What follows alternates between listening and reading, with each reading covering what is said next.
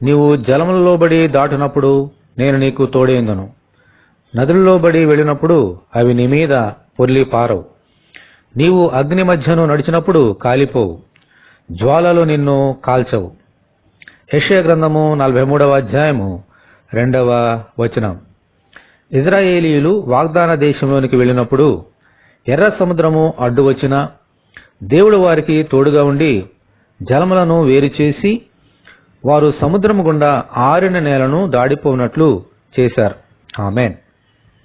వాగ్దాన దేశంలోనికి వారు ప్రవేశించబోతున్నప్పుడు యోర్దాను నది అడ్డురాగా దేవుడు వారికి తోడుగా ఉండి ఆ నది నీళ్లను ఆపి ఆరిన నేలను నడిపింపజేశారు. ఆమేన్.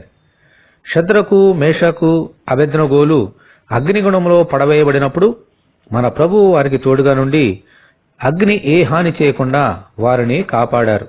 ఆమేన్.